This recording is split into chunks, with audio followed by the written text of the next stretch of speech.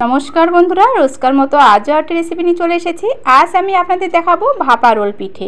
এই পিঠেটা বানানো খুবই সহজ আর সত্যি বলতে পিঠেগুলো খেতেও ভীষণ ভালো লাগে। খুব কম সময়ের মধ্যে সবগুলো পিঠেই কিন্তু হয়ে যায়। আর এটা বানাতে বিশেষ কোনো উপকরণ লাগে না, বাড়িতে থাকা মাত্র কয়েকটি উপকরণ দিয়ে কিন্তু এত সুন্দর পিঠে বানানো যায়। ভিডিওটি শেষ অবধি দেখার জন্য অনুরোধ থাকলো, আশা করছি ভালো লাগবে। তাহলে চলুন দেখে নেই। আমি এখানে প্রথমে একটা বড় বাটি নিয়েছি, এরপরে এখানে দেব সুজি। এখানে সুজি আছে 10 টাকা প্যাকেটে যে সুজিটা থাকে সেই সুজি। সামান্য পরিমাণে নুন দেব আর দেব এখানে চিনি দেব 2 টেবিল চামচ। একটু মিষ্টি মিষ্টি হলে কিন্তু খেতে বেশ ভালো লাগে। এরপর এখানে দেব দুধের গুঁড়ো, 10 টাকা প্যাকেটের 1 প্যাকেট দুধ।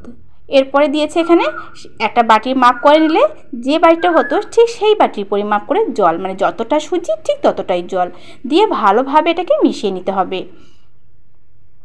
এটা আমার মেশানো হয়ে গেছে, এক সাইডে সরিয়ে রাখবো। এরপরে আমি বানিয়ে নেব নারকেলের পুর। এর জন্য এখানে দিয়েছি আখের গুড়। আমি ওজনে বলছি, এখানে 200 গ্রাম আখের গুড় আছে।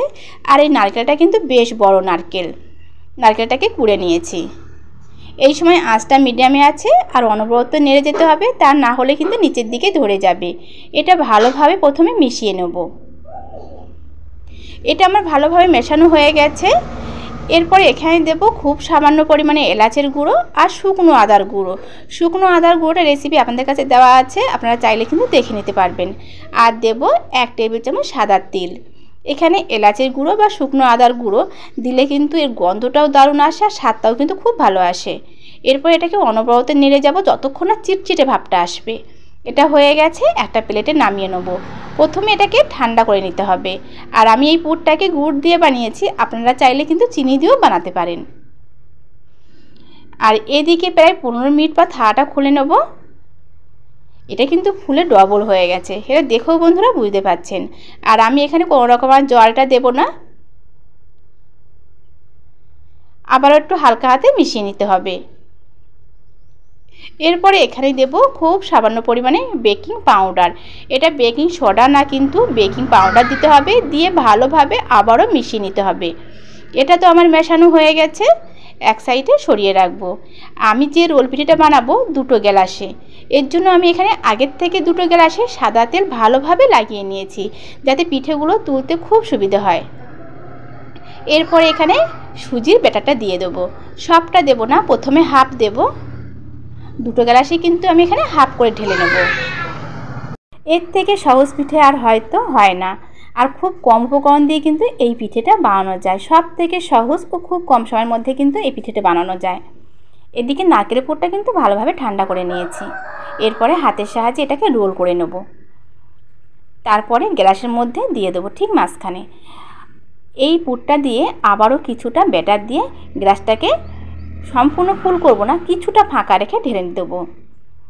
সেটা দেখেও বন্ধুরা বুঝতে পারছেন, আর কিছুটা অংশ কিন্তু বাদ গেছে এখানে।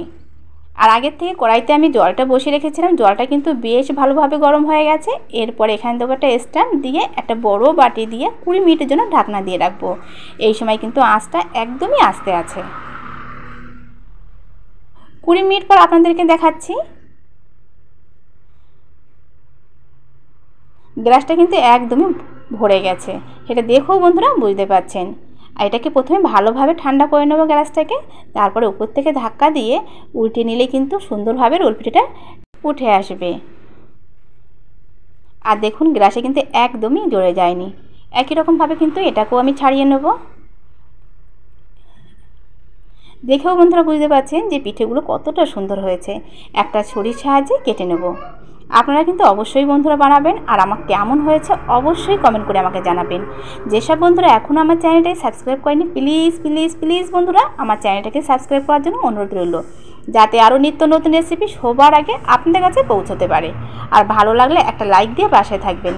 একটা দেখাচ্ছি, দেখুন পিঠেগুলো কতটা জালিদার হয়েছে।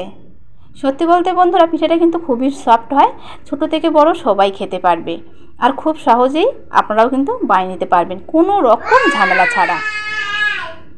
তাহলে বন্ধুরা সবাইকে আজকের মতো নমস্কার। সবাই ভালো থাকবেন, সুস্থ থাকবেন। আবারও একটি রেসিপি নিয়ে চলে আসবো অন্য দিনে।